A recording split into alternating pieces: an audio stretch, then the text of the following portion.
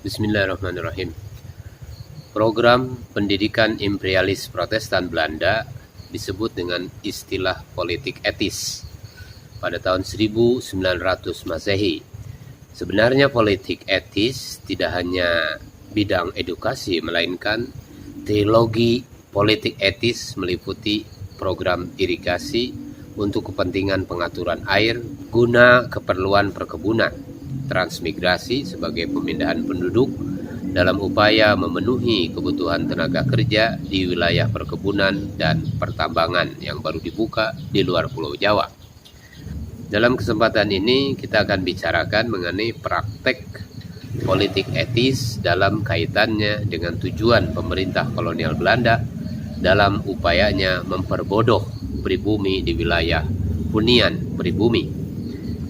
Politik balas budi kebaikan secara teori ditujukan kepada pribumi Islam atau petani Muslim Jawa dan Sunda di Pulau Jawa karena pengorbanannya yang dahsyat dalam tanam paksa selama 93 tahun 1245 sampai 1338 Hijriah atau bertepatan dengan tahun 1830 sampai 1919 Masehi. Program tanam paksa ini telah berjasa menyelamatkan kerajaan Protestan Belanda dari kebangkrutan. Walaupun demikian, teori dan tujuan politik etis dalam praktek balas budinya sekali penjajah tetap untuk penjajah. Hanya istilah aktivitas politiknya dibungkus dengan nama politik etis. Kenyataannya, strategi pendidikan penjajah kerajaan Protestan Belanda tetap tidak menghendaki adanya anak pribumi Islam menjadi maju.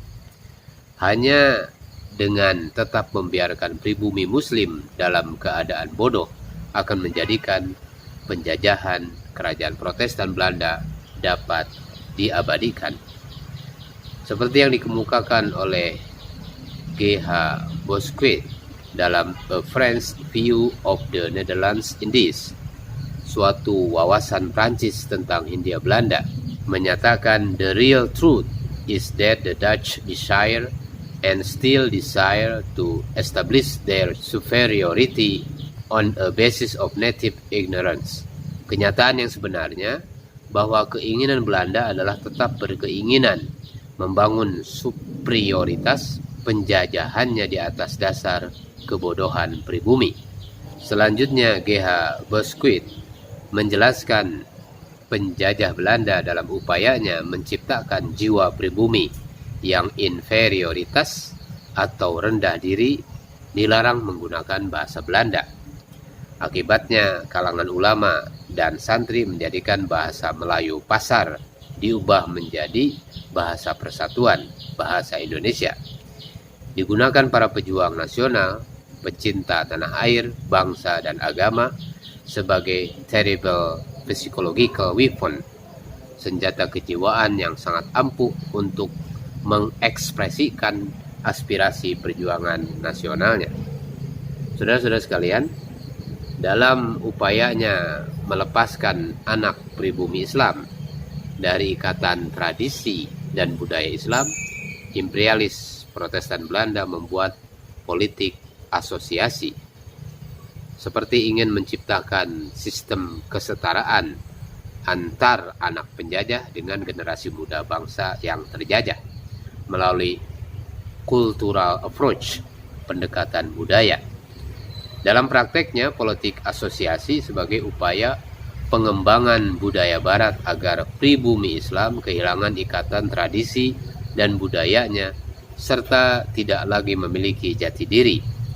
Menurut istilah Eric Kahler, sebagai generasi yang tampil dalam tingkah lahirnya lack of a definite style of life, tidak lagi memiliki gaya hidup yang jelas. Generasi yang tidak lagi memiliki rasa tanggung jawab dan tidak mampu mempertahankan jati dirinya lagi.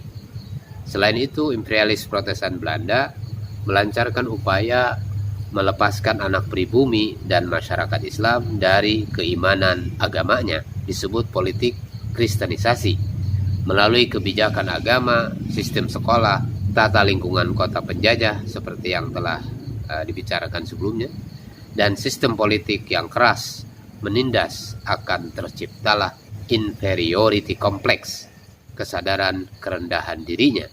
Oleh karena itu, terbitlah rasa takut dan kekaguman anak pribumi dan masyarakat Islam terhadap kemajuan materi dan budaya Barat.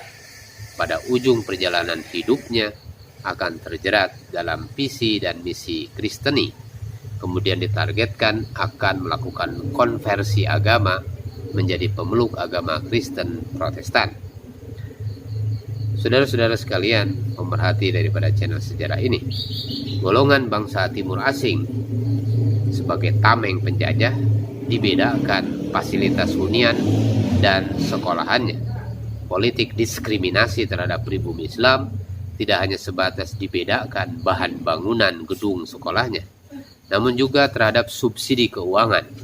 Dalam hal subsidi untuk sekolah pribumi Islam sangat minim, walaupun jumlah murid pribumi Islam relatif lebih besar. Sebaliknya, terhadap anak Eropa dan Timur asing, kendati jumlahnya relatif sangat sedikit, dibesarkan jumlah subsidinya. Berbeda jauh jumlah subsidi yang diberikan untuk sekolah Kristen dan Katolik, serta sekolah etnis asing timur terutama Cina. Walaupun jumlah muridnya sangat sedikit, memperoleh subsidi jauh lebih besar. Berbagai fasilitas yang dilaksanakan sangat diskriminatif. Ini yang menjadi sebab dasar timbulnya perpecahan antar etnis dan perpecahan antar anak bangsawan dengan anak rakyat. Kebijakan yang diskriminatif ini juga menjadi sebab utama mengapa sekolah Kristen dan sekolah Katolik serta sekolah Cina dan Ambon sesudah proklamasi pada 17 Agustus 1945 memiliki sarana pendidikan jauh lebih baik daripada sekolah pribumi Islam, karena sekolah Katolik dan Protestan dibangunkan oleh misi dan zending, mendapat subsidi yang lebih besar dari pemerintah kolonial Belanda. Demikian penjelasan dari Sumarsono Mestoko 1986 dalam Pendidikan di Indonesia dari Zaman ke Zaman.